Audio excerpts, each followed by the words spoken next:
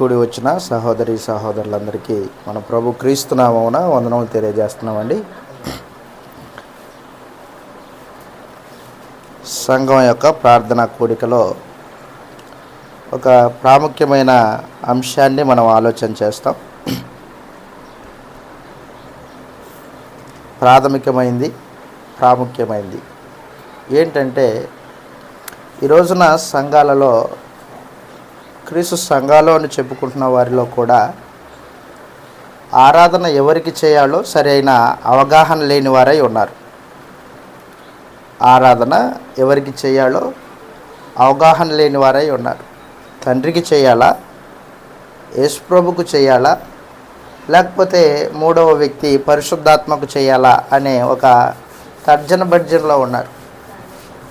కొంతమంది ఏమో యేసుప్రభువును కూడా ఆరాధన చేయాలి అని కొంతమంది,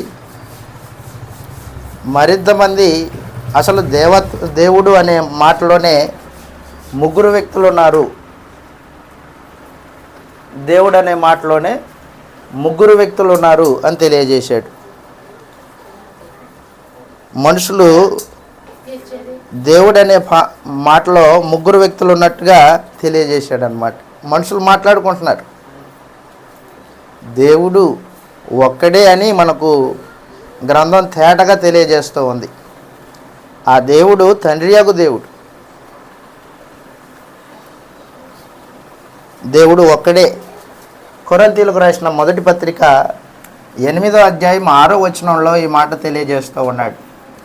కొరింథీయులకు రాసిన మొదటి పత్రిక 8వ అధ్యాయం 6వ వచనంలో, ఆకాశమందైనను భూమి మీదనైనను దేవతలు అనబడినవి ఉన్నను మనకు ఒక్కడే దేవుడు ఉన్నాడు, ఆయన తండ్రి అని తెలియజేశాడు.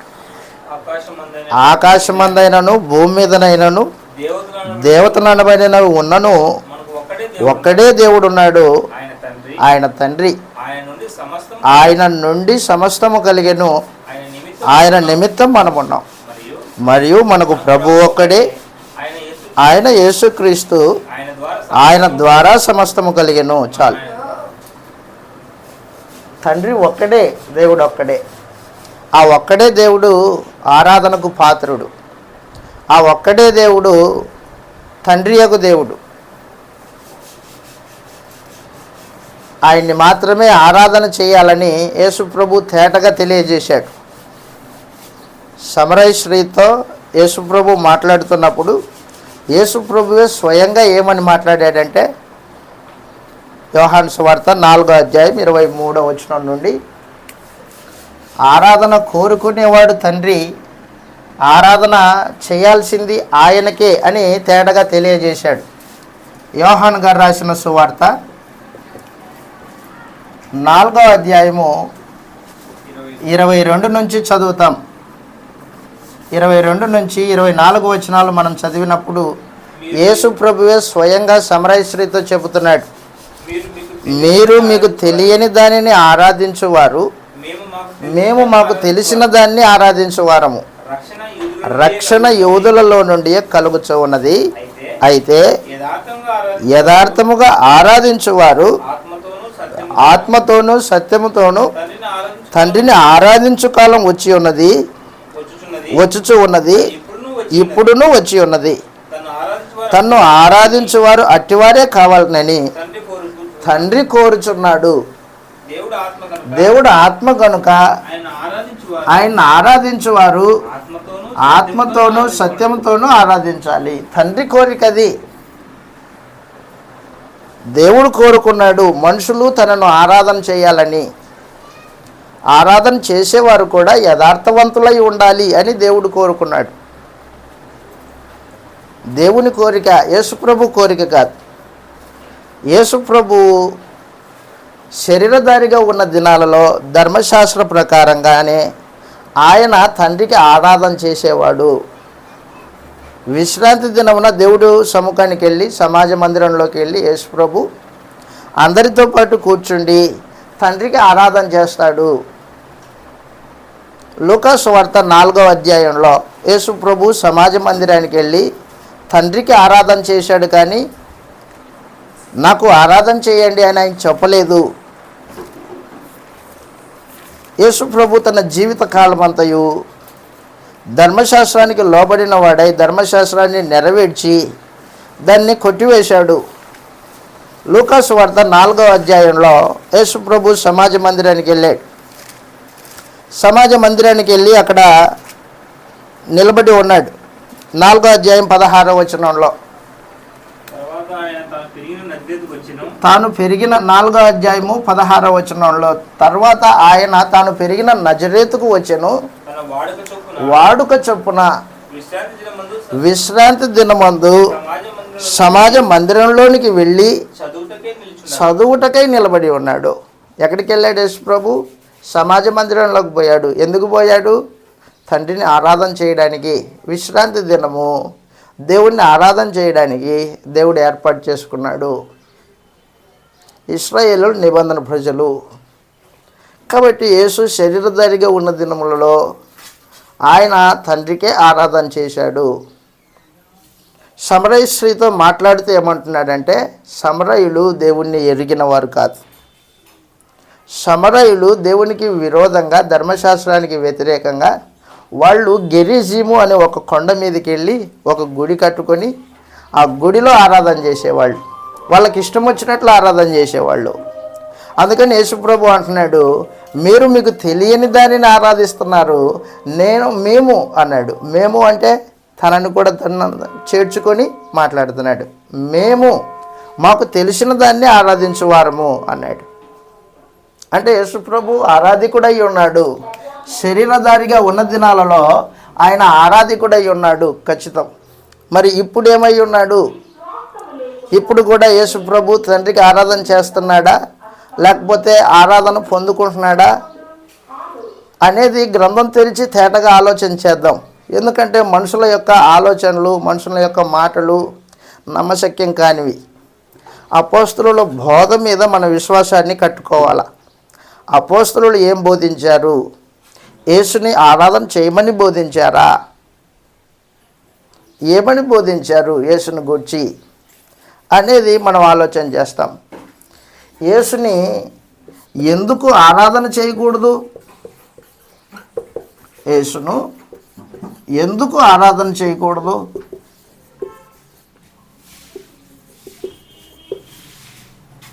ఎందుకు చేయకూడదు అనే ఒక ప్రశ్న మనము గ్రంథాన్ని అడుగుదాం.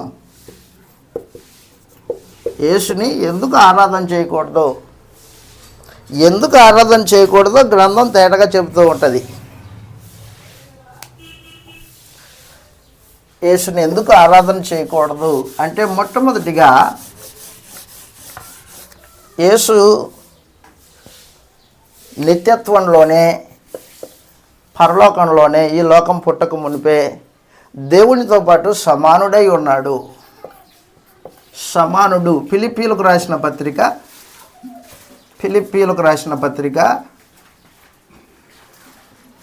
2వ అధ్యాయం 6వ వచనంలో దైవ సమానుడైన యేసుని ఎందుకు ఆరాధన చేయకూడదు? మనము దైవ సమానుడైన చదువుతాం. ఇలాగ రాయబడింది ఫిలిప్పీలకు రాసిన పత్రిక 2వ అధ్యాయం 6వ వచనంలో, యేసు దేవునితో సమానుడు. ఆయన దేవుని స్వరూపం కలిగిన వాడై ఉండి దేవునితో సమానంగా ఉండు భాగ్యమును విడిచిపెట్టకూడని భాగ్యమని ఎంచుకొనలేదు. కానీ దేవునితో సమానుడు. దేంట్లో సమానుడు? స్వరూపంలో సమానుడు. దేవుని స్వరూపం ఏంటో క్రీస్తు ప్రభు స్వరూపం అదే. యేసుప్రభు దేవుడు ఇద్దరు ఆత్మలై ఉన్నారు. ఆత్మస్వరూపులాళ్ళు. వాళ్ళు దైవత్వం కలిగిన వాళ్ళు, పుట్టుక చావులు లేని వాళ్ళు దైవత్వంలో సమానం, స్వరూపంలో సమానం. ఈ దైవత్వంలో సమానుడైన యేసు శరీరాన్ని ధరించుకొని భూమి మీదకి వచ్చాడు.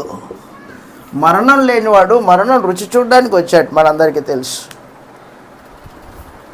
దావీదు సంతానంలో పుట్టి కల్వరి శిలువలో తన ప్రాణం అర్పించాడు. మన పాపముల కొరకు బలిగా ఉండడానికి వచ్చాడు. యేసు మన పాపములకు బలి. పాత నిబంధన కాలంలో అయితే ధర్మశాస్త్రంలో బలి పశువుల్ని తీసుకొచ్చేవాళ్ళు. మేకల్ని, గొర్రెల్ని తీసుకొని వచ్చి బలి అర్పించేవాళ్ళు. బలి అర్పించేటప్పుడు బలి పశువును ఆరాధన చేస్తారా, దేవుణ్ణి ఆరాధన చేస్తారా? బలి పశువును ఆరాధన చేయరు, దేవుణ్ణి ఆరాధన చేస్తారు. ఈ రోజున మన పస్కా పశువు, బలి పశువు ఎవరన్నమాట? మన ప్రభు అయిన యేసే. మన పాపములకు ప్రాయశ్చిత్తమై ఉండడానికి వచ్చాడు. యేసు మనకు ఏమై ఉన్నాడో, ఎందుకు ఆరాధన చేయకూడదు ఆయన్ని అంటే, మొట్టమొదటిగా యేసు పాపములకు బలి అయి ఉన్నాడు. బలి మరియు బలిపీఠము. బలిపీఠం దయచేసి గుర్తుపెట్టుకో. ఇశ్రాయేలీలకి బలిపీఠం ఉంది. ఇశ్రాయేలీలకి బలిపీఠం ఉంది. ఇశ్రాయేలీలు బలిపీఠమును ఒక ప్రత్యేకమైన విధానంలో కట్టాలా. ఎటు పడితే ఇటు కడితే దేవుడు అంగీకరించడు. నిర్గమకాండం 20వ అధ్యాయంలో వారిని బలిపీఠం కట్టడానికి దేవుడు సెలవిచ్చినప్పుడు ఒక ప్రత్యేకమైన విధానాన్ని ఏర్పాటు చేశాడు ఆయన. నిర్గమకాండము 20వ అధ్యాయము 25వ వచనం నుండి చదువుతాం. బలిపీఠము ఒక ప్రత్యేకమైనది. నీవు నాకు రాళ్లతో బలిపీఠం చేయునప్పుడు మలిచిన రాళ్లతో, అదిగో సరైన క్రమంలో ఇల్లు కట్టుకోవడానికి రాళ్ళు మలుచుకుంటారు మనుషులు, కానీ బలిపీఠం కట్టడానికి మలిచిన రాళ్ళు ఉపయోగించవద్దు అన్నాడు. మలిచిన రాళ్లతో బలిపీఠమును కట్టకూడదు. దానికి ఏ పనిముట్టు తగిలిన ఎడల అది అపవిత్రమవుతుంది. మరియు కనబడక ఉండునట్లు అదనమాట. మెట్లు చేయకూడదు, బలిపీఠానికి మెట్లు చేయకూడదు అన్నాడు. ఇంకా ఏం చెప్పాడంటే, బలిపీఠము ఎంత ప్రత్యేకమైందో దాని మీద అర్పింపబడే బలి పశువు కూడా పరిశుద్ధమైందై ఉండాలా. దాని మీద అర్పింపబడే బలి పశువు కూడా పరిశుద్ధమైనదై ఉండాలి. 27వ అధ్యాయం నిర్గమకాండం 27వ అధ్యాయం 1వ వచనంలో, నిర్గమకాండం 27వ అధ్యాయము 1వ వచనం నుండి మనం చదివినప్పుడు బలి పశువు గురించి మాట్లాడుతూ ఇలాగంటూ ఉన్నాడు. నిర్గమకాండం 27వ అధ్యాయం 1వ వచనం నుండి, మరియు 5 మూరల పొడుగు వెడల్పు గల బలిపీఠమును తుమ్మకరతో చేయాలి. చచ్చౌకముగా ఉండవలెను. దాని ఎత్తు 3 మూరలు, కొమ్ములను చేయాలి. దాని కొమ్ములు దానితో ఏకాండమై ఉండాలి. ఇత్తడి రేకులు పొదిగించాలి. కొండలు, గరిటెలు, గిన్నెలు, ముళ్ళను, అదనమాట బలిపీఠం ప్రత్యేకత. దాన్ని తయారు చేసే విధానం మాట్లాడాడు. అన్నీ ఇత్తడితో చేయాలి. మరియు వల వంటి ఇత్తడి జల్లెడ దానికి చేయాలి. చేసి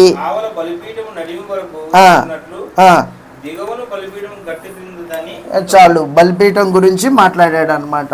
బలిపీఠం ఇది ధర్మశాస్త్ర సంబంధమైన బలిపీఠం. అది ఎటు పడితే ఎటు తయారు చేయకూడదు. చెక్కిన రాళ్లతో బలిపీఠం కట్టకూడదు. అలా కడితే అపవిత్రమైపోతుంది. నేడు మనకొక బలిపీఠం ఉంది.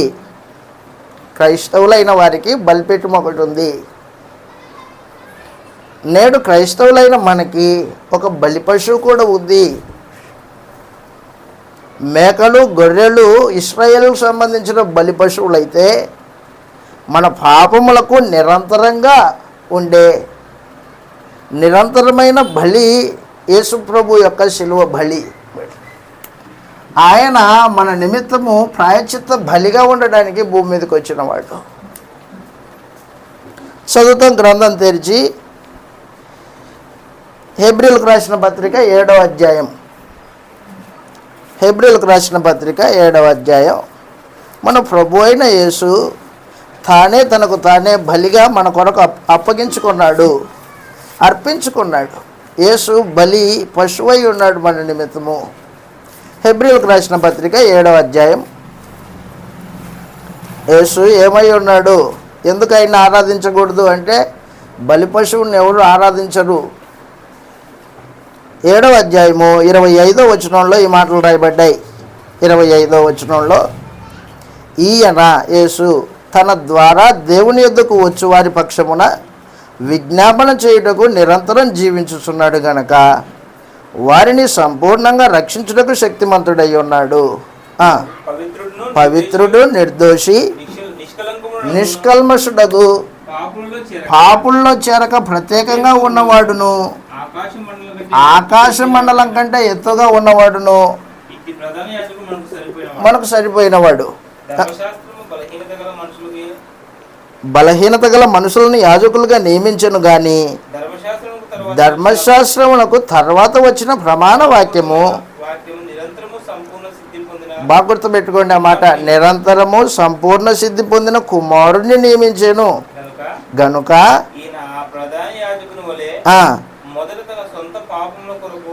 మొదట తన సొంత పాపముల కొరకు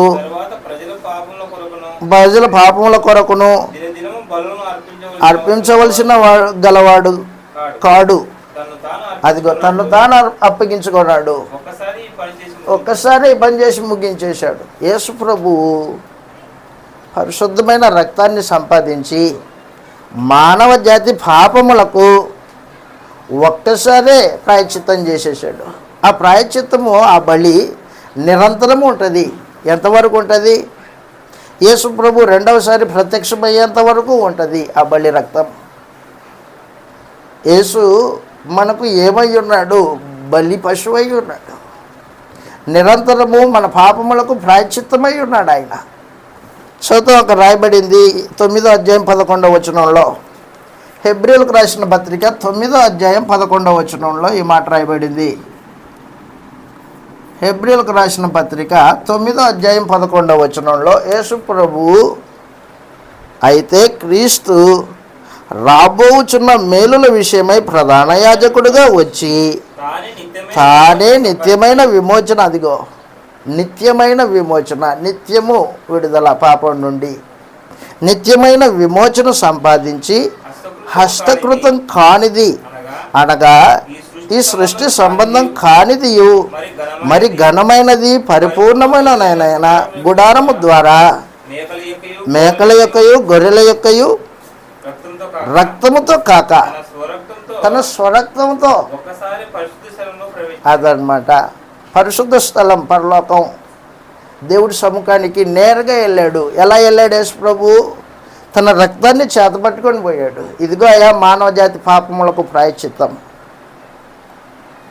ఎంతవరకు ఈ ప్రాయశ్చిత్తము, ఈ రక్తం చేస్తుంది అంటే, మనుషుడు పొరపాటున పాపం చేస్తే ఆ పాపములకు యేసు రక్తము ప్రాయశ్చిత్తమై ఉంటుంది. నిరంతరం ఉంటుంది, నిరంతరం ఉంటుంది. యేసు మన పాపములకు బలి అయి దేవుడి సముఖంలో నిల్చున్నాడు. కాబట్టి మనం యేసుని ఆరాధన చేయం. ఆయన ద్వారా పరిశుద్ధపరచబడతాము. ఆ రక్తం ద్వారా మనము నీతిమంతులుగా తీర్చబడుతూ దేవుని సముఖంలో నిలిచి ఉంటాం. నిత్యమైన విమోచన సంపాదించిన వాడు ప్రభువైన యేసు. నిత్యము సదాకాలము నిలుచు బలిని తనకు తానుగా సమర్పించాడు ప్రభువైన యేసు. చదువుతాం, ఇలాగ రాయబడింది హెబ్రీయులకు రాసిన పత్రిక 10వ అధ్యాయం. హెబ్రీయులకు రాసిన పత్రిక 10వ అధ్యాయం 5వ వచనం నుండి చదువుతాం. 10వ అధ్యాయము 5వ వచనం నుండి. హెబ్రీయులకు రాసిన పత్రిక 10వ అధ్యాయం 5వ వచనం నుండి. ఆయన శరీరధారిగా ఉన్నప్పుడు, ఆయన ఈ లోకంలో ప్రవేశించినప్పుడు ఇలాగ చెప్పుచున్నాడు. యేసు ప్రభు ఈ లోకంలో ప్రవేశించినప్పుడు చెప్తున్న మాట, బలి అర్పణ నువ్వు కోరలేదు కానీ తండ్రి నాకు ఒక శరీరమును అమర్చితివి. పూర్ణ హోమములు, పాప పరిహారార్థ బలులు నీకు ఇష్టమైనవి కావు. అప్పుడు నేను గ్రంథపు చుట్టలో రాయబడిన ప్రకారము దేవా నీ చిత్తం నెరవేర్చుటకు ఇదిగో నేను వచ్చి ఉన్నాను అంటిని.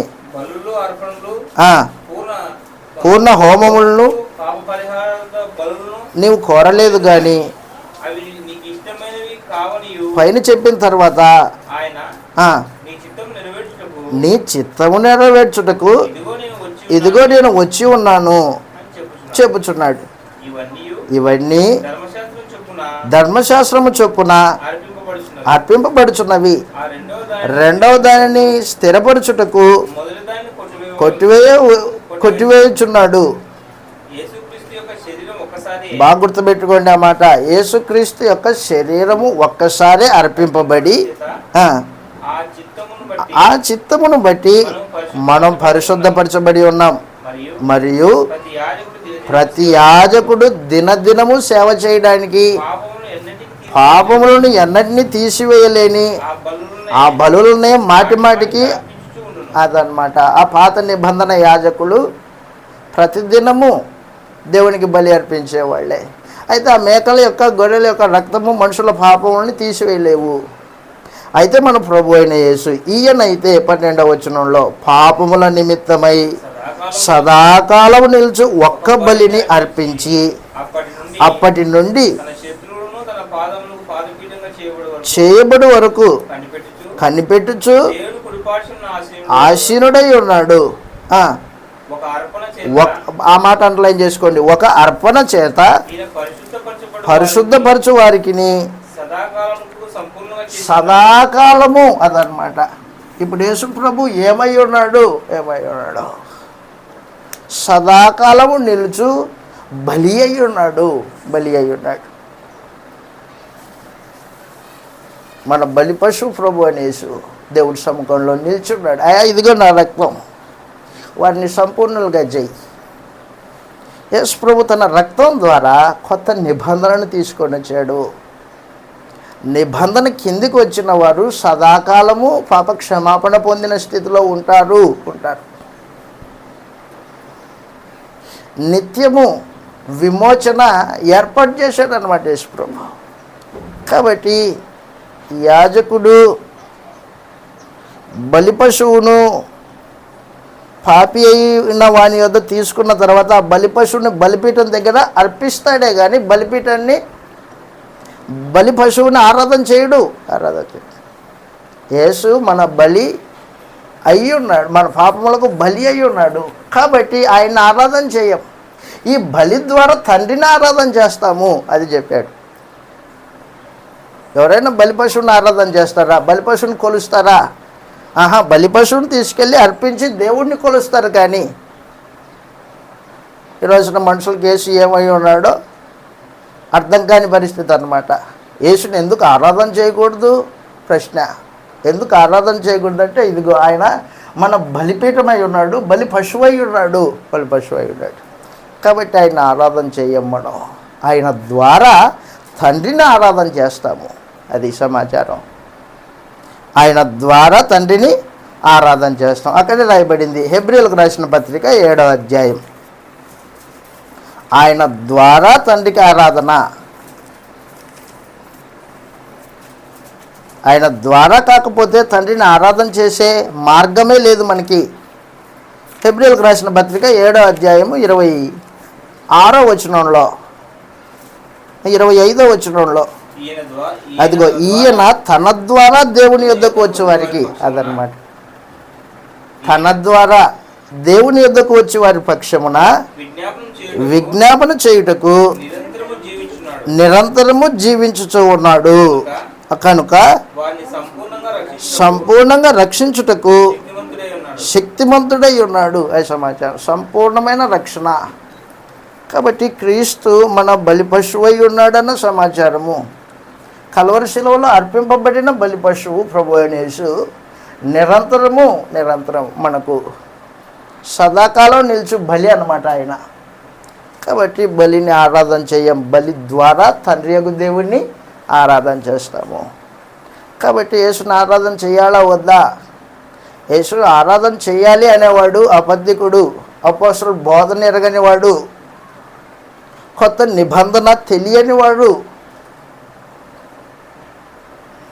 యేసు ద్వారా తండ్రిని ఆరాధన చేస్తాం. మనం ఏం చేసినా యేసు ద్వారా చేస్తాం. ఎవరికి? తండ్రికి. యేసుకు చేయం. సూత్రం ఇలాగ రాయబడింది. కొలస్సీలకు రాసిన పత్రిక 3వ అధ్యాయం. కొలస్సీలకు రాసిన పత్రిక 3వ అధ్యాయంలో 15, 16 వచనాల్లో ఈ మాటలు రాయబడ్డాయి. మనం ఏమి చేసినా యేసు ప్రభు ద్వారా తండ్రికి చేస్తామే కానీ యేసు ప్రభు కాదు. ఆరాధన యేసు ప్రభుకే అనేవాడు అబద్ధికులు, లేఖనమును గ్రహింపు లేని వాళ్ళు. కొలస్సీలకు రాసిన పత్రిక 3వ అధ్యాయము 15, 16 వచనాల్లో క్రీస్తు అనుగ్రహించు సమాధానము ఇందుకొరకే ఒక శరీరంగా పిలువబడితే కృతజ్ఞులై ఉండుడి, సంగీతములతోనూ కీర్తనలతోనూ ఆత్మ సంబంధమైన పద్యములతోనూ ఒకరినొకడు బోధించుచు బుద్ధి చెప్పుచు మీ హృదయములలో దేవుని గూర్చి గానం చేయుచు సమస్త విధములైన జ్ఞానంతో నివసింపనీయుడి.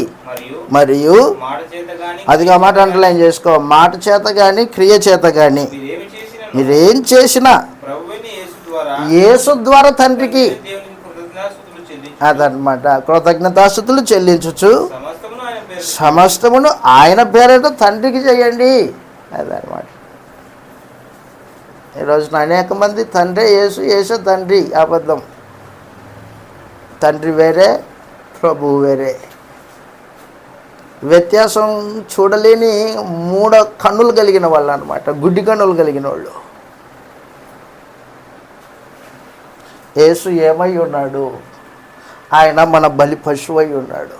మన బలి, మన పాపములకు ప్రాయశ్చిత్త బలి, నిరంతరం నిలిచి బలి అయి ఉన్నాడు. కాబట్టి మనం ఆయన్ని ఆరాధన చేయం, ఆయన ద్వారా తండ్రిని ఆరాధన చేస్తాము. ఇది మొట్టమొదటి సమాచారం.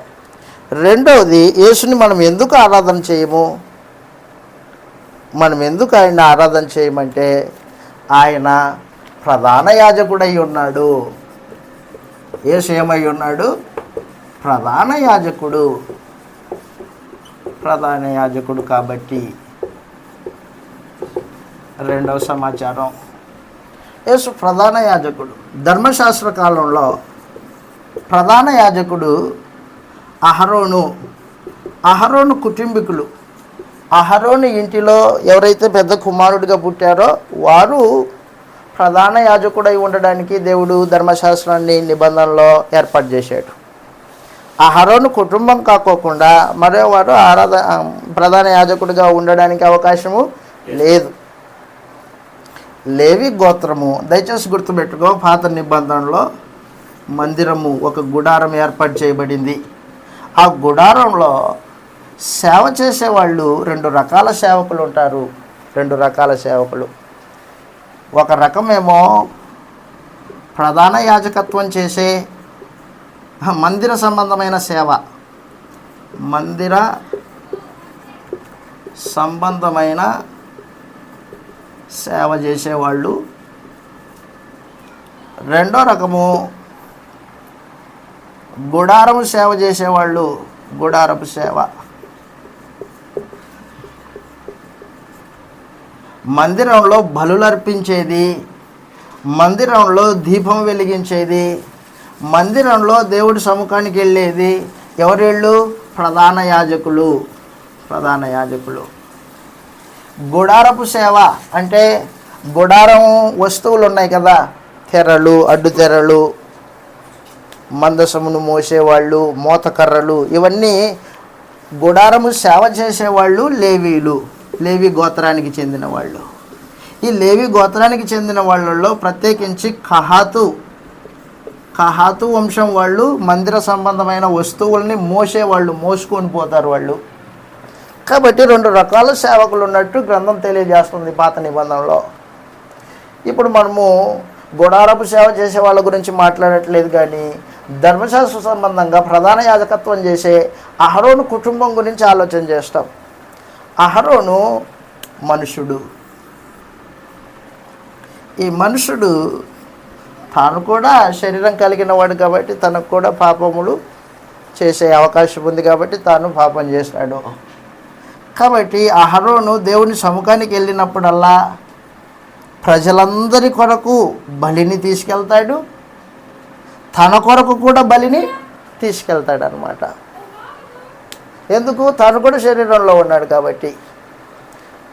యేసు ప్రధాన యాజకుడు అయితే ఆయన ప్రజల కొరకు మాత్రమే బలిని తీసుకెళ్తాడు, తనే స్వయంగా అర్పింపబడతాడు. హెబ్రీలకు రాసిన పత్రిక 5వ అధ్యాయం 1వ వచనంలో హెబ్రీ రచయిత తేటగా తెలియజేస్తున్నాడు. హెబ్రీ రచయిత ద్వారా పరిశుద్ధాత్మ తెలియజేస్తున్నాడు. పరిశుద్ధాత్మని సందేశం యేసు ప్రధాన యాజకుడు అయి ఉన్నాడు అని. హెబ్రీలకు రాసిన పత్రిక 5వ అధ్యాయం 1వ వచనంలో ప్రతి ప్రధాన యాజకుడు మనుషులలో నుండి ఏర్పరచబడిన వాడై పాపముల కొరకు అర్పణలను బలులను అర్పించుటకు దేవుని విషయమైన కార్యములు జరిగించుటకు మనుషుల నిమిత్తము నియమింపబడును. అదిగో మనుషులలో నుండి ఏర్పాటు చేయబడిన వాడై మనుషుల పాపముల కొరకు సేవ చేస్తాడు మందిరంలో. ప్రధాన యాజకుని పని. కిందికి అలాగే తాను కూడా బలహీనల చేత ఆవరింపబడి ఉన్నందున అతడు ఏమీ తెలియక త్రోవ తప్పిన వారి ఎడలను తాలిమి గలవాడై ఉన్నాడు. ఈ హేతువు చేత ప్రజల కొరకు ఎలాగో అలాగే తన కొరకు పాపముల నిమిత్తము అర్పణ చేయవలసిన వాడై ఉన్నాడు. మరియు తనకు తానే వహించుకొనడు గాని అహరోను పిలువబడినట్టుగా దేవుని చేత పిలువబడిన వాడై ఈ ఘనత పొందును. అదిగో క్రీస్తు కూడా ప్రధాన యాజకుడగుటకు తను తానే మహిమపరుచుకొనలేదు గాని నీవు నా కుమారుడవు, నేడు నేను నిన్ను కని ఉన్నాను అని ఆయనతో చెప్పిన వాడే మహిమపరచెను. ఆ ప్రకారమే మెల్కీసెదెకు క్రమం చొప్పున నిరంతరము యాజకుడై ఉన్నాడు కృష్ణ ప్రభు. నిరంతరం యాజకుడు యేసు ప్రభు నిరంతరం యాజకుడై ఉన్నాడు. కీర్తన 110వ కీర్తన 4వ వచనంలో మెల్కీసెదెకు క్రమంలో యాజకుడు అన్నమాట యేసు ప్రభు. ప్రధాన యాజకుడు. యేసు ఇప్పుడు ఏ ఉద్యోగం చేస్తున్నాడు? ప్రధాన యాజకుడు అయి ఉన్నాడు. ప్రధాన యాజకుడు ఏం చేస్తాడు? ప్రధాన యాజకుడు సాటి మనుషుల దగ్గర బలులు తీసుకొని ఆ బలుల్ని దేవునికి సమర్పిస్తాడు, తనకి తీసుకోడు. ఇప్పుడు యేసు ప్రభు మన ద్వారా అర్పణలు స్వీకరించి తండ్రికి అప్పగిస్తాడే కానీ తాను తీసుకోడు.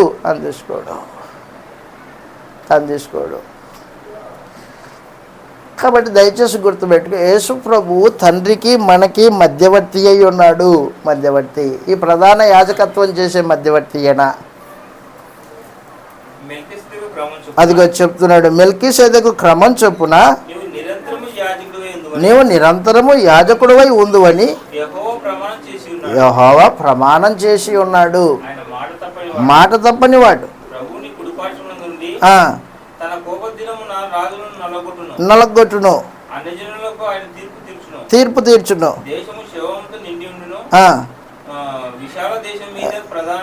చాలు. కాబట్టి యేసు ప్రభు ప్రధాన యాజకుడై ఉన్నాడు.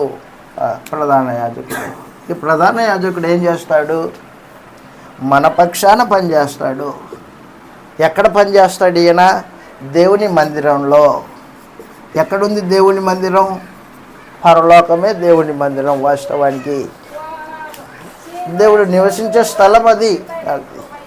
కాబట్టి నేరుగా పరలోకానికి వెళ్ళాడు యేసు ప్రభు. మన పాపములకు ప్రాయశ్చిత్తంగా ఉండడానికి తన బలిరక్తాన్ని తీసుకొని నేరుగా పరలోకానికి వెళ్ళాడు. ఆకాశ మండలం గుండా వెళ్ళినవాడు, ఇట్టి ప్రధాన యాజకుడు మనకు చాలినవాడు. అహరోను ఆకాశ మండలం గుండా వెళ్ళలేడు.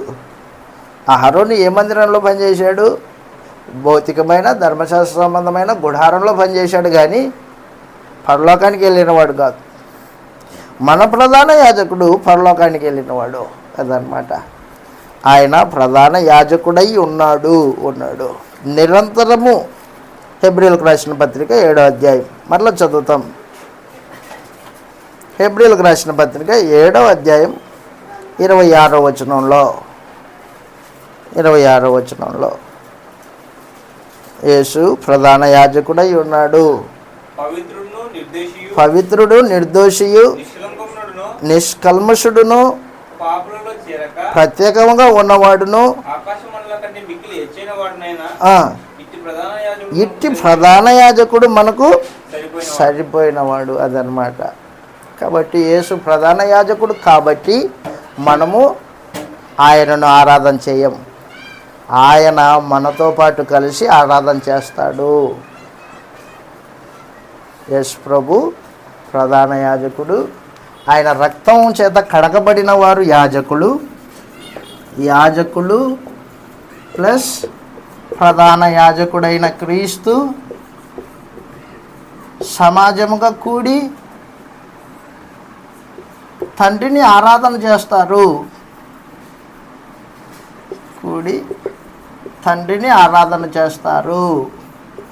దేవుణ్ణి ఆరాధన చేస్తారు.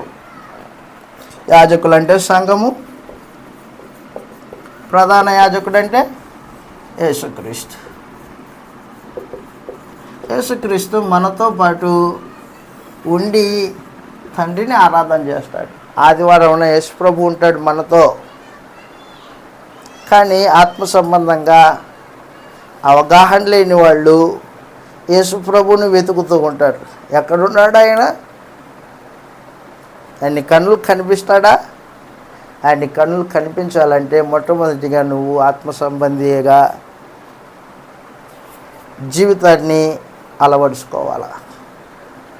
ఆరాధనలో యేసు ప్రభు ఉంటాడు, మనతో పాటు కలిసి తండ్రిని ఆరాధన చేస్తాడు. హెబ్రీయులకు రాసిన పత్రిక 2వ అధ్యాయం 11వ వచనంలో, హెబ్రీయులకు రాసిన పత్రిక 2వ అధ్యాయం 11వ వచనంలో మనతో పాటు కలిసి కీర్తనలు పాడతాడు యేసు ప్రభు.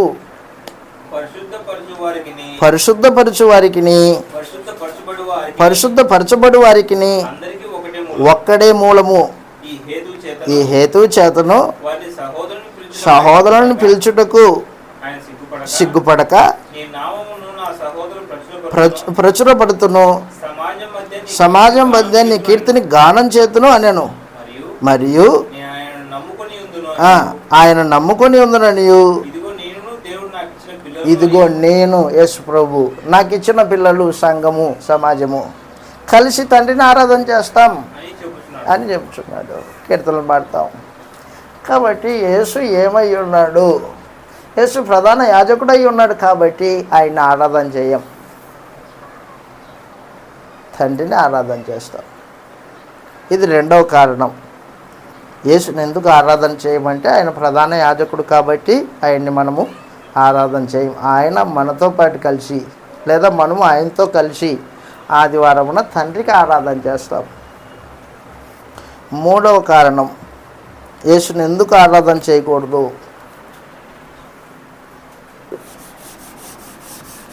3వ కారణం, యేసు దేవుని దేవాలయాన్ని కట్టేవాడు. యేసు దేవునికి దేవాలయాన్ని కట్టేవాడు. 3వ కారణం, క్రీస్తు దేవుని ఇంటిని కట్టేవాడు. దేవుని ఇల్లు లేదా దేవాలయం, దేవుని దేవాలయం కట్టేవాడు కాబట్టి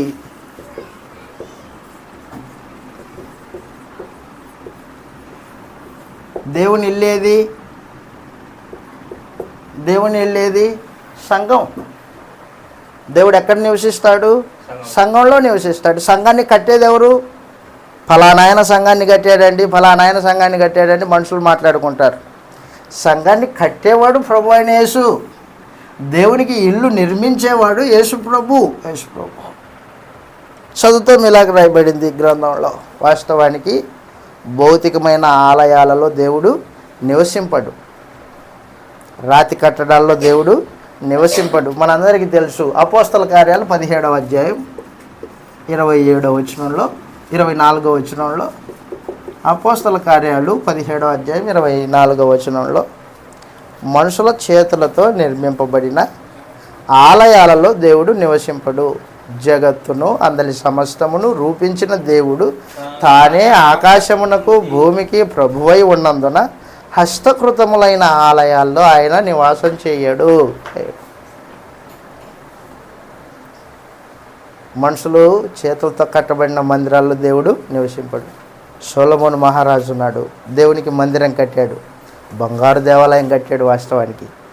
అయితే దేవుడు దాంట్లో ఉంటాడా?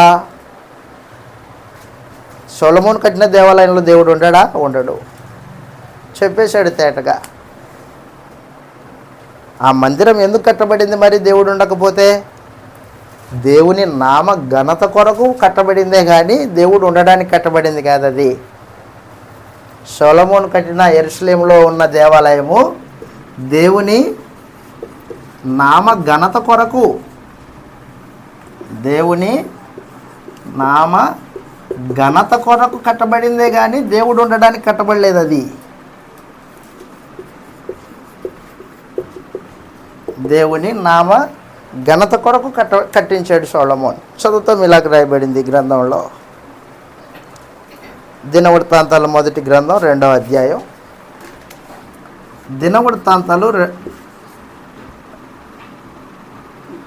2వ గ్రంథం 2వ అధ్యాయం 3వ వచనం నుండి.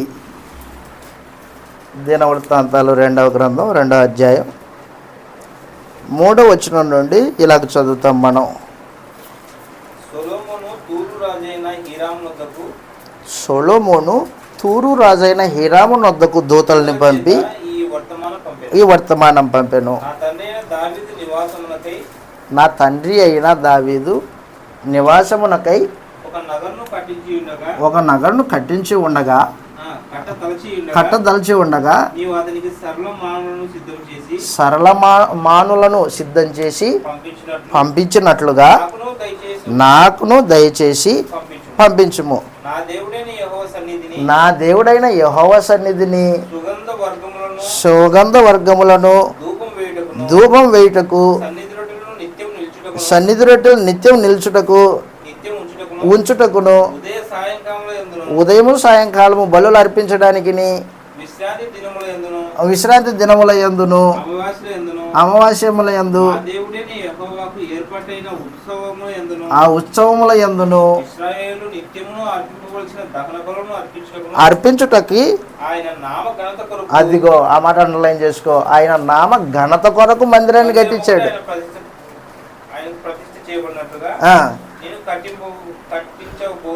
బోచున్నాను నేను కట్టించు మందిరము గొప్పదిగా ఉండును, మా దేవుడు సకలమైన దేవతల కంటే మిక్కిలి గొప్పవాడు గనక ఆకాశములను మహాకాశములను ఆయన పట్టజాలో కాబట్టి ఆయనకు మందిరము కట్టించుటకు చాలిన వాడేవాడు. నేను ఎలాంటి నేను కూడా కట్టలేను దేవునికి. అయితే ఆయన నామ ఘనత కొరకు కడుతున్నానే కానీ దీంట్లో దేవుడు ఉండడు. అదనమాట. మరి దేవుడు ఉండడానికి దేవుడే స్వయంగా యేసు ప్రభువుని ఏర్పాటు చేసుకొని యేసు ప్రభు ద్వారా తన నివాస స్థలమైన మందిరాన్ని కట్టించుకుంటున్నాడు దేవుడు. ఆ మందిరాన్ని కట్టేవాడు యేసు ప్రభు. ఎఫెసీ పత్రిక 2వ అధ్యాయంలో మందిరాన్ని కట్టేవాడు. దానికంటే ముందు జకర్యా గ్రంథం, దానికంటే ముందుగా జకర్యా గ్రంథము 6వ అధ్యాయము, జకర్యా గ్రంథం 6వ అధ్యాయం 12వ వచనం చదువుతాం. చిగురు అనువాడు ఒకడు వస్తాడు, అతడే నాకు ఆలయాన్ని కడతాడు. చిగురు అనేవాడు ప్రభు అయిన యేసు. దేవుని కొరకు కట్టే ఆలయము సంఘము. 6:12 జకర్యా గ్రంథము 6:12 అతనితో ఇట్లనుము, సైన్యములకు అధిపతియగు యెహోవా సెలవిచ్చినది ఏమనగా, అదిగో చిగురు అని ఒకడు కలడు, తన స్థలంలో నుండి చిగుర్చును, అతను యెహోవా ఆలయమును కట్టును. అతడే కట్టేది యెహోవా ఆలయాన్ని. కాబట్టి దేవుని ఇల్లు, దేవుని మందిరం కట్టేవాడు ఎవరు? యేసు ప్రభు. బాగా గుర్తుపెట్టుకోండి, కట్టించుకున్నవాడు దేవుడు, కట్టేవాడు యేసు ప్రభు. ఆ మందిరంలో ఆరాధనలు పొందేవాడు ఎవరు? దేవుడు. కట్టేవాడు ఎవరు మందిరాన్ని? యేసు ప్రభు. కట్టేవాడు ఆరాధింపబడడు, కట్టించుకున్నవాడు ఆ ఇంటిలో నివాసం చేస్తాడు. కట్టించుకున్నవాడు దేవుడు. అది సమాచారం. ఈ రెండిటికి వ్యత్యాసం తెలియాలి. కట్టించుకున్నవాడు దేవుడు, కట్టినవాడు ప్రభు అయిన యేసు. కట్టించుకున్నవాడు ఇంట్లో ఉంటాడు కానీ కట్టినవాడు ఇంట్లో ఉండడు. ఒక ఆయన బేల్దాన్ని పిలిపించా, ఇదిగో ఈ స్థలంలో నాకు 2 సెంట్ల స్థలం, ఈ స్థలంలో నాకు డబుల్ బెడ్రూమ్ కట్టాలా అన్నాడు. సరేనండి, ఇంత డబ్బులు అవుతుంది, సరే ఇస్తా, కట్టు. అలాగున ప్రభు అయిన యేసు దేవునికి మందిరాన్ని కట్టినవాడు. దాంట్లో ఆరాధింపబడేవాడు కట్టించుకున్న దేవుడు. ఎఫెసీ పత్రిక 2వ అధ్యాయం. ఎఫెసీలకు రాసిన పత్రిక 2వ అధ్యాయం. యేసు ప్రభువుని నేను కించపరచడానికి మాట్లాడట్లేదు. యేసు ఏమై ఉన్నాడు అనేది సమాజం తెలుసుకోలేక ఏం చేస్తుందంటే, యేసుకు కూడా ఆరాధన అని మాట్లాడే అబద్ధికులు ఉన్నారు. ఎఫెసీలకు రాసిన పత్రిక 2వ అధ్యాయం 19వ వచనం చదువుతాం. ఎఫెసీలకు రాసిన పత్రిక 2వ అధ్యాయం 19 నుండి 22 వరకు. ఎఫెసీ సంగమా, ఇక మీదట మీరు పరదేశులను పరజనులనై ఉన్నక పరిశుద్ధులతో ఏకపట్నస్తులను దేవుని ఇంటివారునై ఉన్నారు. క్రీస్తు యేసే ముఖ్యమైన మూలరాయి అయి ఉండగా అపోస్తలులు ప్రవక్తలు వేసిన పునాది మీద అదనమాట. ప్రతి కట్టడము ఆయనలో, యేసు ప్రభువులో చక్కగా అమర్చబడి ప్రభువునందు పరిశుద్ధమైన దేవాలయం అగునట్లు వృద్ధి పొందుచు ఉన్నది. ఆయనలో మీరు కూడా సంగమా, ఆయనలో మీరు కూడా ఆత్మ మూలముగా దేవునికి నివాస స్థలమగునట్లు కట్టబడుచున్నారు. సీమోను పేతురుతో యేసు ప్రభు చెప్పాడు, సీమోను బర్యోనా, నీవు ధన్యుడవు, ఇదిగో ఈ బండ మీద నా సంఘాన్ని కడతాను. కట్టేవాడెవరు? యేసు ప్రభు. అది సమాచారం. కాబట్టి యేసుని ఎందుకు ఆరాధన చేయకూడదు? ఎందుకు చేయకూడదంటే ఆయన దేవునికి ఇల్లు కట్టేవాడే కానీ ఇంటిలో ఆరాధన పొందేవాడు కాదు. ఇల్లు కట్టేవాడు, సంఘాన్ని కట్టువాడు ప్రభు అనేసి. ఇంకో విషయం చెప్పనా మీకు, అసలు దేవుని సంఘానికి, దేవుని ఇంటికి మూలరాయే యేసు ప్రభు. మూలరాయి మీద అపోస్తలులు, అపోస్తలుల బోధ ద్వారా సంఘము. అట్లా దేవాలయం వృద్ధి పొందుతూ ఉంటుంది. మూలరాయి లేకుండా సంఘానికి, సంఘం ఎక్కడి నుంచి వస్తుంది? యేసు ప్రభు ఏమై ఉన్నాడు? సంఘానికి మూలరాయి అయి ఉన్నాడు. అక్కడే చెప్పాడు ఎఫెసీ పత్రిక 2వ అధ్యాయం 19వ వచనంలో, ఆయనే మూలరాయి అయి ఉండగా అన్నాడు. మూలరాయి క్రీస్తు ప్రభు. దేనికి మూలరాయి? దేవుని మందిరానికి మూలరాయి. క్రీస్తు యేసే ముఖ్యమైన మూలరాయి అయి ఉండగా అపోస్తలులు ప్రవక్తలు, కొత్త నిబంధన ప్రవక్తలు, అపోస్తలులు వేసిన పునాది మీద, పునాది క్రీస్తు ప్రభువే, పునాది మీద మీరు కట్టబడుచున్నారు. పేతురు గారు రాసిన మొదటి పత్రిక 2వ అధ్యాయము 4వ వచనం నుండి మనం చదివితే ఈ మాటలు రాయబడ్డాయి. దేవుడు ఏర్పాటు చేసుకున్న మూలరాయి క్రీస్తు ప్రభువే, అమూల్యమైన రాయి, మూలకు తలరాయి అయ్యింది అది. ఆ రాయి యందు విశ్వాసం ఉంచిన మనము కదల్చబడము. 2:4 మనుషుల చేత విసర్జింపబడినను దేవుని చేత ఏర్పరచబడినది. మనుషుల చేత విసర్జింపబడినను ఆ, దేవుని దృష్టికి దేవుని దృష్టికి ఏర్పరచబడినది అమూల్యమును అమూల్యమును సజీవమైన రాయగు ప్రభువునొద్దకు వచ్చిన వారమై. అదిగో యేసు ఏమై ఉన్నాడు? సజీవమైన రాయి అయి ఉన్నాడు. దేవుని సంఘానికి రాయి, దేవుని దేవాలయానికి మూలరాయి ఆయనే. మూలరాయి ఆయనే, కట్టేవాడు ఆయనే. ఆయన మూలరాతిని ఆరాధన చేయం. మూలరాతిని మొక్కుతారా మనుషులు? ఆహా, మూలరాయి యేసు ప్రభువు, ఆయనకి మనము ఆరాధన చేయము. ఆ మూలరాయి చేత నిర్మింపబడుతున్న మందిరం ఉందే, ఆ మందిరంలో నివాసం చేసే దేవుడు ఉన్నాడే, ఆయన్ని ఆరాధన చేస్తాం మనం. అది సమాచారం. ఈ రోజున అనేక మంది అసలు యేసుని ఆరాధన చేయాలా వద్దా, తండ్రిని ఆరాధన చేయాలంటున్నారు. ఏంది? అవగాహన లేని వాళ్ళు అన్నమాట. కాబట్టి దయచేసి గుర్తుపెట్టుకో, యేసు ఏమై ఉన్నాడు? క్రీస్తు దేవుని ఇల్లు, దేవాలయాన్ని కట్టేవాడు. కాబట్టి ఆయన్ని మనం ఆరాధన చేయం, కట్టించుకున్న దేవునికి ఆరాధన చేస్తాం. ఎఫెసీ పత్రిక, అక్కడే ఉన్నాం కదా మనం. ఎఫెసీ పత్రిక 3 దేవుని మందిరంలో నిరంతరము ఆరాధన జరుగుతుంది. దేవునికి స్తుతులు, దేవునికి ఆరాధన, దేవునికి మహిమ. ఎక్కడ? సంఘంలో. 3:20 ఎఫెసీ పత్రిక 3:20 మనలో కార్యసాధకమగు తన శక్తిని బట్టి మనం అడుగు వాటన్నిటికంటేను ఊహించు వాటన్నిటికంటేను దేవునికి, అదిగో ఆ మాట అండర్లైన్ చేసుకోండి, క్రీస్తు మూలముగా సంఘములో తరతరములు సదాకాలము దేవునికి మహిమ. అదనమాట. కాబట్టి క్రీస్తు దేవాలయానికి పునాది అయి ఉన్నాడు, కట్టేవాడు ఆయనే. చిగురను ఒకడు కలడు అని చెప్పినప్పుడు ఆ చిగురు ప్రభు అయినేసి ఇతడే ఆలయమును కట్టును. ఇతడే స్పెసిఫిక్గా మాట్లాడాడు. ఆత్మ సంబంధమైన మందిరాన్ని కట్టేవాడు. కొరింథీయులకు రాసిన మొదటి పత్రిక 3:11 కొరింథీయులకు రాసిన మొదటి పత్రిక 3:11 వేయబడిన పునాది ఆయన ఒక్కడే. కొరింథీయులకు రాసిన మొదటి పత్రిక 3:11 వేయబడినది తప్ప అది సమాచారం. కాబట్టి పునాది రాయి క్రీస్తు ప్రభు, దేవునికి మందిరాన్ని కట్టేవాడు క్రీస్తు ప్రభు.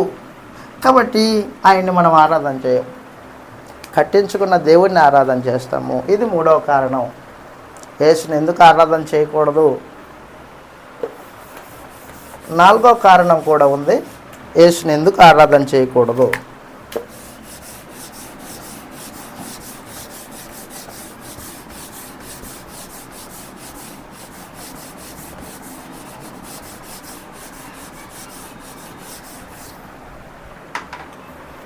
నాలుగో కారణం దయచేసి గుర్తుపెట్టుకోండి, మీకు తెలిసిన సంగతే.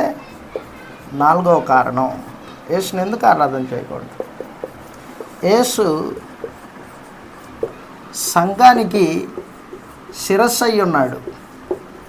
సంఘానికి శిరస్సు అయి ఉన్నాడు కాబట్టి శిరస్సు అయి ఉన్నాడు.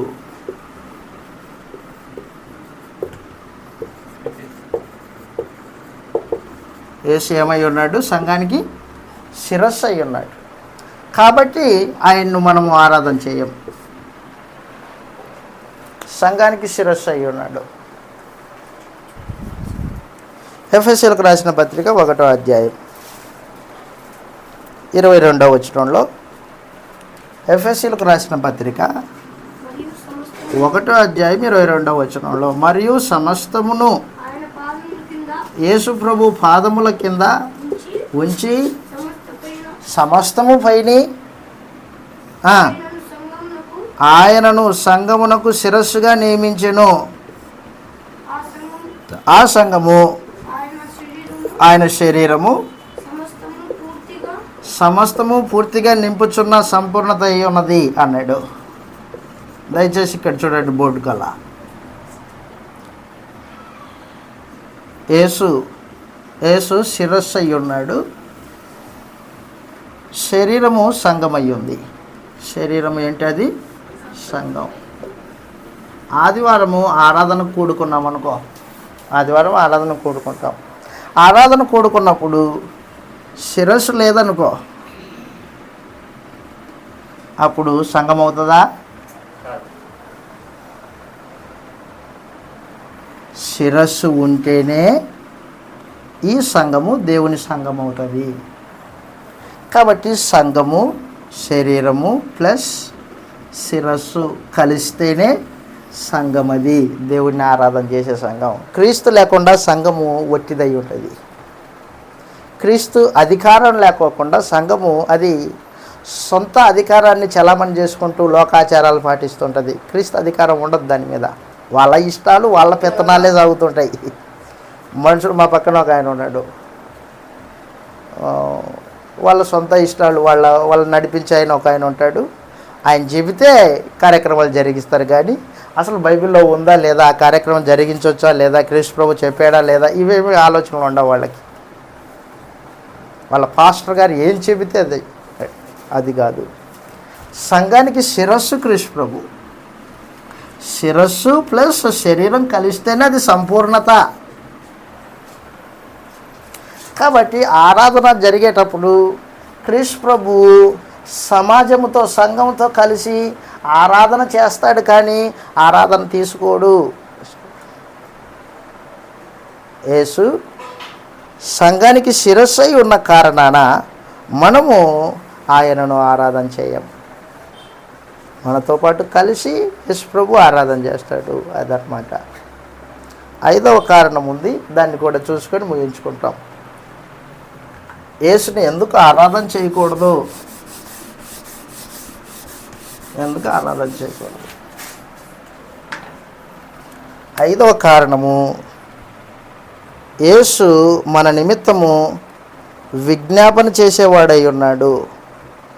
యేసు ఇప్పుడు ప్రస్తుతం ఏం చేస్తున్నాడు? మన కోసము విజ్ఞాపన చేస్తున్నాడు. హెబ్రీలకు రాసిన పత్రిక 5వ కారణం, విజ్ఞాపన చేయువాడై ఉన్నాడు.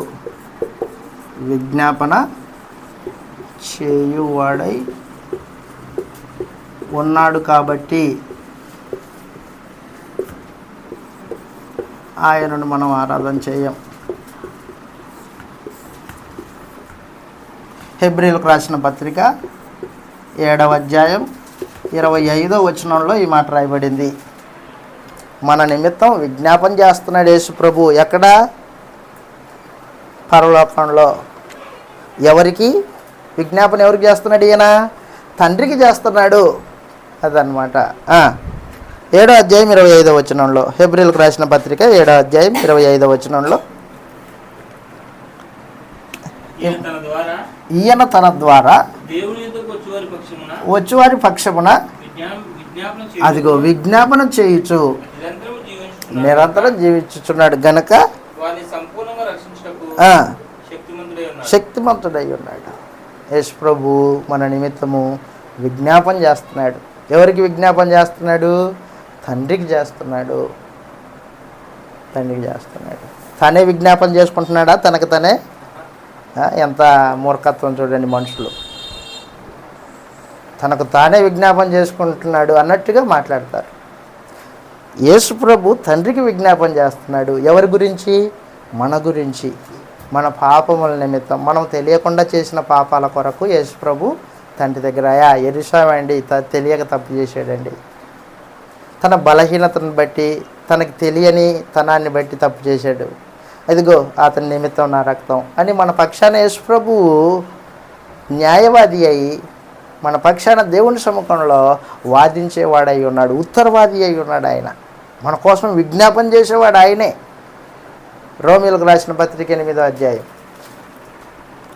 రోమీలకు రాసిన పత్రిక 8వ అధ్యాయం. రోమీలకు రాసిన పత్రిక 8వ అధ్యాయము. యేసు మన నిమిత్తం విజ్ఞాపన చేస్తున్నాడు. 8వ అధ్యాయము ప్రత్యేకించి 34వ వచనంలో, శిక్ష విధించువాడెవడు? చనిపోయిన క్రీస్తు యేసే, అంతేకాదు మృతులలో నుండి లేచిన వాడును, దేవుని కుడిపార్శ్వమున ఉన్నవాడును, మన కొరకు విజ్ఞాపన చేయువాడును ఆయనే. ఆయనే. అదిగో యోహాన్ గారు రాసిన మొదటి పత్రిక, మన కొరకు ఉత్తరవాది యేసు ప్రభు, న్యాయవాది, అడ్వకేట్. 2వ అధ్యాయం 1వ వచనం నుండి, యోహాన్ గారు రాసిన మొదటి పత్రిక 2వ అధ్యాయం 1వ వచనం నుండి మనం చదివితే, యేసు ప్రభు మన నిమిత్తము అడ్వకేట్గా దేవుడి సముఖంలో వాదిస్తాడు. ప్రతివాది ఉన్నాడు, అపవాది. చదువుతాం, ఇలాగ రాయబడింది. యోహాన్ గారు రాసిన మొదటి పత్రిక 2వ అధ్యాయం 1వ వచనం నుండి, నా చిన్నపిల్లలారా మీరు పాపం నా చిన్నపిల్లలారా మీరు పాపం చేయకుండాటకై ఈ సంగతులు మీకు వ్రాయిచున్నాను. ఎవడైనా పాపం చేసిన ఎడల నీతిమంతుడైన యేసుక్రీస్తు అను ఉత్తరవాది తండ్రి యొద్ద మనకున్నాడు. ఆయనే మన పాపములకు శాంతికరమై ఉన్నాడు. మన పాపములకు మాత్రమే కాదు, సర్వలోకమునకు శాంతికరమై ఉన్నాడు, సమాధానమై ఉన్నాడు. అదనమాట ఉత్తరవాది, న్యాయవాది అన్నాడు కింద. అడ్వకేట్ అంటారు. దోషి అగు వాని పక్షాన మాట్లాడేవాడు ఉత్తరవాది. జడ్జి ఉంటాడు కోర్టులో, మనందరికీ తెలుసు. కోర్టులో జడ్జి ఉంటాడు, జడ్జి. ఆ తర్వాత లాయర్లు కింద కూర్చొని వాళ్ళు వారి స్థలాల్లో వారు కూర్చుంటాడు. దోషి అయిన వాడు బోన్లో నిలబడి ఉంటాడు. ఆ బోన్లో నిలబడిన వాని పక్షాన ఒక లాయరు లేచి మాట్లాడతాడు, అయ్యా నా క్లయింట్ ఈ తప్పు చేశాడండి, నా క్లయింట్ ఈ తప్పు చేయలేదండి అని వాదిస్తూ ఉంటాడు. దోషి పక్షాన మాట్లాడేవాడు లాయరు. అలాగున్న యేసు ప్రభువు దోషులమైన మన పక్షాన నిలబడి మాట్లాడతాడు.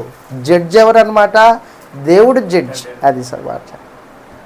కాబట్టి యేసు ఏమై ఉన్నాడు అనేది గ్రహింపు లేకోకుండా ఆరాధన ఎవరికి చేయాలనేది అర్థం కాదు.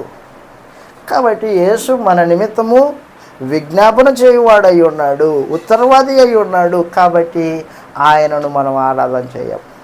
ఆరాధన చేయాల్సింది ఎవరికి? తండ్రికి మాత్రమే ఆరాధన చేస్తాం. తండ్రి మాత్రమే ఆరాధనకి పాత్రుడు. యేసుప్రభుని ఏం చేయమా మనం? యేసుప్రభుని మనము స్తుతిస్తాం, యేసుప్రభుని మనము సేవ చేస్తాం. ఆయన రాజు కాబట్టి రాజు చెప్పిన ప్రతి మాటకి లోబడతాం. అదన్నమాట. యేసుకి ఏం చేయాలో, తండ్రికి ఏం చేయాలో తేటగా తెలిసి ఉండాలా. తండ్రిని ఆరాధన చేస్తాము, యేసుప్రభుని సేవిస్తాం, యేసుప్రభుకి సేవ చేస్తాం. ఆయన ఏం చెప్తే అది జరిగించడా. మనం ఆయన దాసులం. ఎవరు దాసులము? యేసుప్రభుకి దాసులం.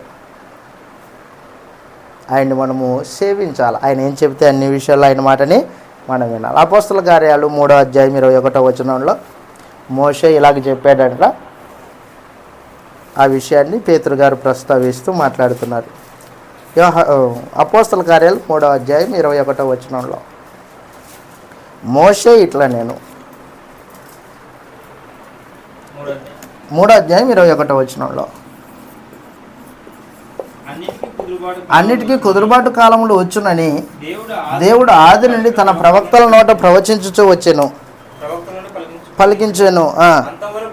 అంతవరకు యేసు పరలోక నివాసి అయి ఉండుట ఆవశ్యకము. అదిగో మోషే ఇట్లా అన్నాడు, ఏమని? ప్రభువైన దేవుడు నా వంటి ఒక ప్రవక్తను మీ కొరకు పుట్టించును.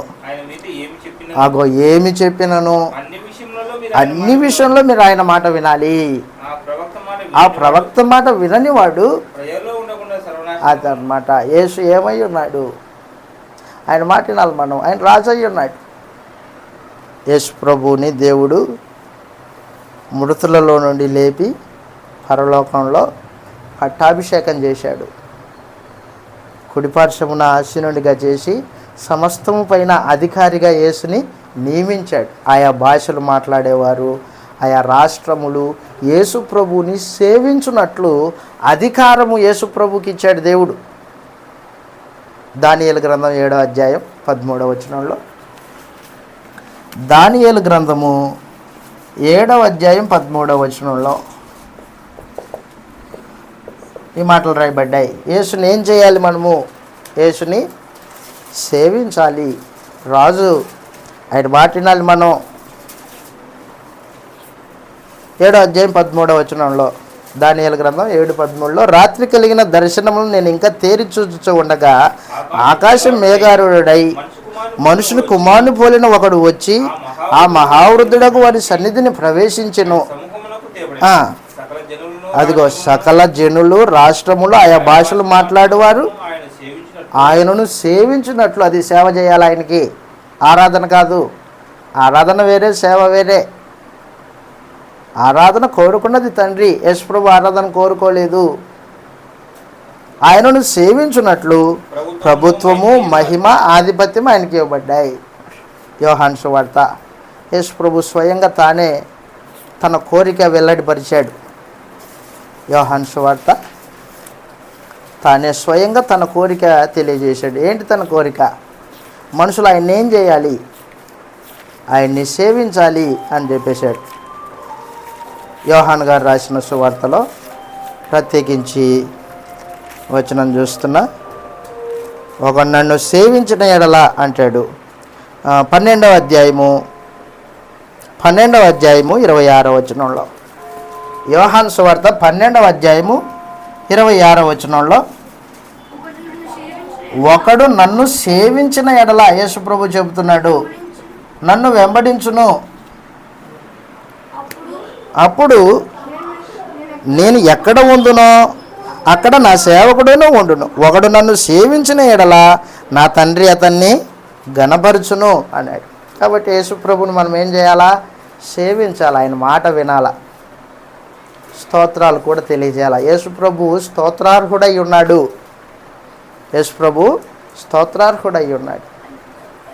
ప్రకటన గ్రంథం, యేసుప్రభు స్తోత్రార్హుడై ఉన్నాడు. ప్రకటన గ్రంథం 5వ అధ్యాయంలో, ప్రకటన గ్రంథం 5వ అధ్యాయంలో యేసుప్రభుకు స్తోత్రాలు చెల్లించాలా, తప్పు లేదు. గ్రంథమే సెలవిచ్చింది. 5వ అధ్యాయం, ప్రకటన గ్రంథం 5వ అధ్యాయము